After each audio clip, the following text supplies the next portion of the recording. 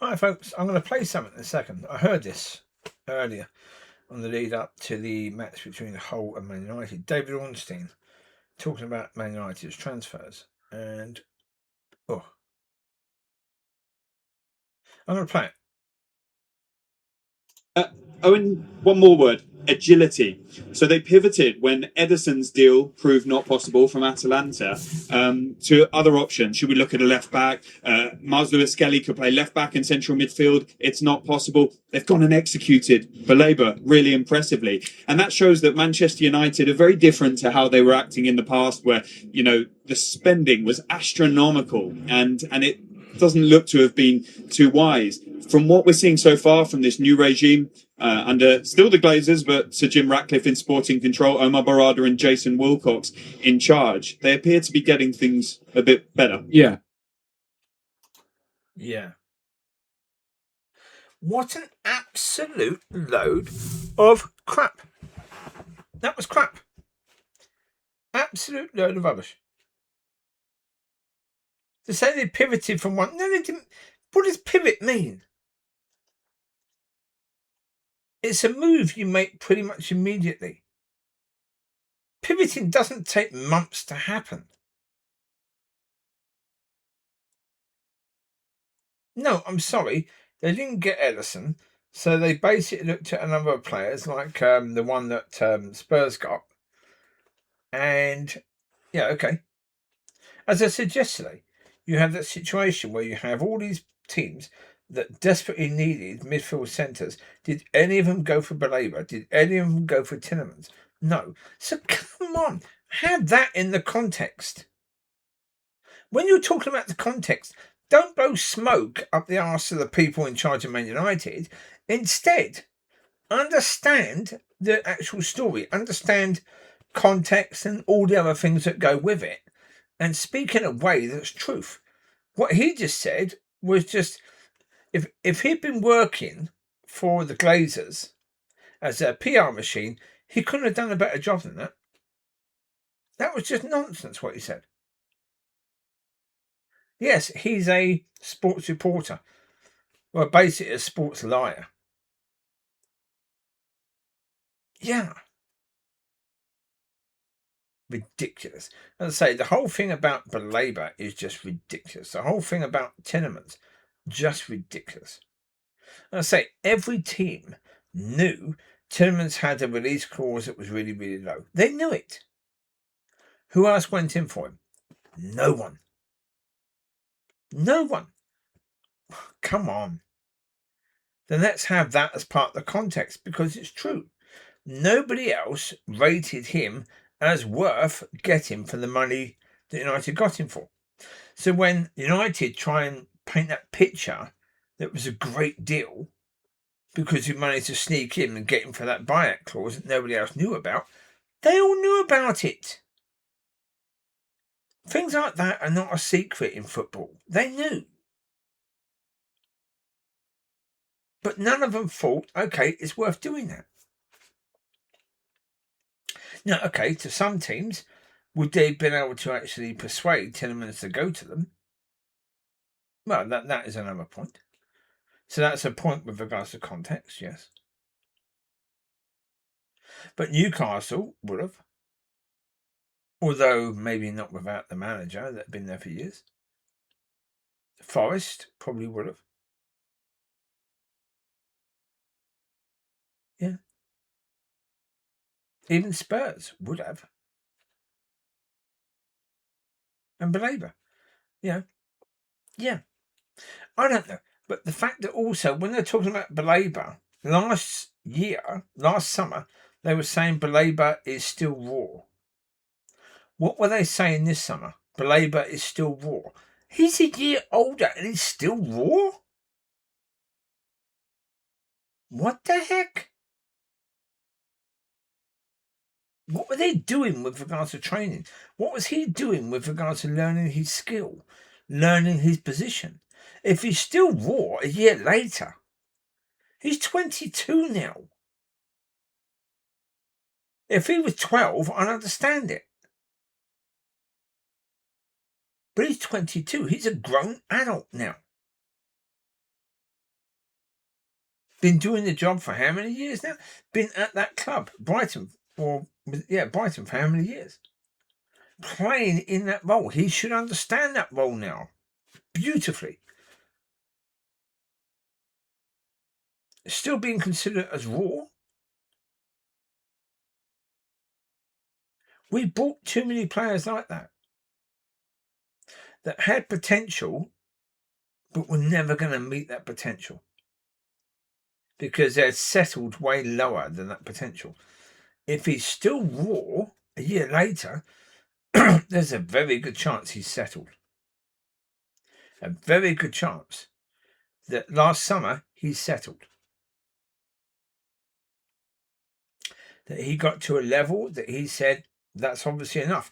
If Man United want me, if I'm valued at 90 million, I must be doing a good job. So I'm just going to, I don't really need to improve them, do I? So the player who was raw is still raw. Yeah. That's what I talk about, the stupid of it all. People reckoning that all these things are good deals. Shut up. No. Someone says here, 95 million for Belabor and Tielemans alone is just ridiculously good business and proves there is value in this market. No, it doesn't. It doesn't.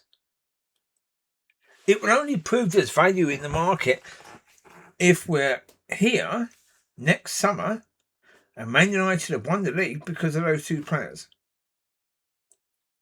Or Man United have gone deep in the Champions League and finished second because of those two players. Then you can say there was value in the market. But right now, Man United have bought two players that no one else wanted. That's the reality. Two players that no one else wanted. Now, again, if they'd gone all the way to, Yugoslavia and brought in players from a lower league, a team that hardly anyone has gone to actually scout, and they've noticed two players and brought them in, that would be counted as ridiculously good business, proving that there's value in the market. Because clearly, if they're Premier League players and every other Premier League team has watched these players on a regular basis and they deem they ain't worth the money, likelihood is that's not good value. Because again, people have had opportunity to scout. When people have not had opportunity to scout, okay, you could say there's value there in a market that people don't normally look at, yes. But in a market that's been flooded by people viewing every single player in minute details, and they believe that those two players aren't worth the money because no other team actually went for them, which they didn't. No team went for Belabor. No other team tried to, get Tielemans on that deal. So therefore, there's an awful lot of context that has to be put into that, and to suggest that United transfer people are a different animal now because, they didn't go head on getting Ederson. Instead, they looked at other players. Yeah, right. He said, okay, they looked at Miles Skelly for a long time. It wasn't 2 minutes. It was about 2 weeks. They looked at the possibility of getting him for about 2 weeks and then said no. So they waited 2 weeks. He's saying that's a good thing. No. Again, that's not the way you do business. You go into the market already knowing what positions you're looking for and who you're looking at. What United have done is they've gone into the transfer window basically with no blinking idea whatsoever what they're looking for. They know they've got to be. They know they've got to replace Casemiro, and they're hoping that they'll find someone. And they just start looking around as the window opens. So they see this bloke called Ederson. Okay, how's he? Okay, keeps on failing medicals. All right. So yeah, let's see. Can we get him? So how long did it take with Ederson? Got to be what, 3-4 weeks before they decided they didn't want him. They weren't going to go for him, or before we were told. Again, that's another point, isn't it? People like Ornstein were actually pushing the Ederson story much longer than it probably went. Yeah. Yeah. But no, I don't think United have done good. I think they've done a terrible job. And if they get Baleba, I don't think that we go into this season thinking we've got a chance of anything at all. We go into the season thinking it's going to be interesting. We're going on a roller coaster ride, but whether that's going to be fun or scary, we'll see, because we really don't know. What can Tielemans add to United team in the way that Carrick wants to play, or in the way that the team is able to play? What can Baleba do? Baleba's just had an awful season, right? Can he step it up? Well, if he could, why didn't he last season?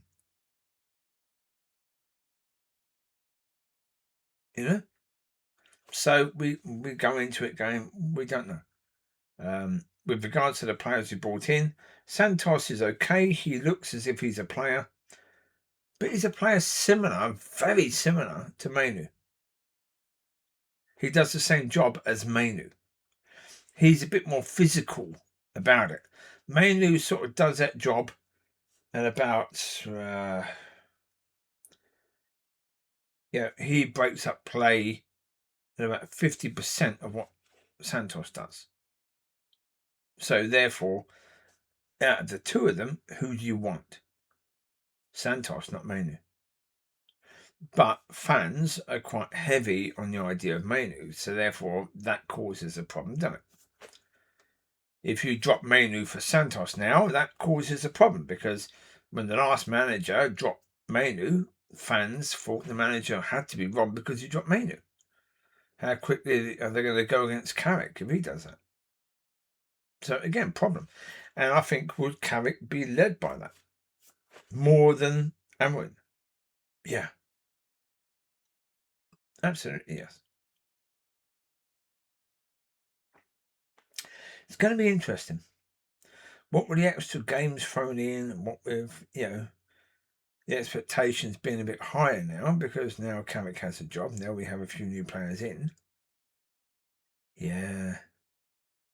But as I say, we lack a lot. A lot of what Casemiro gave, we've not replaced.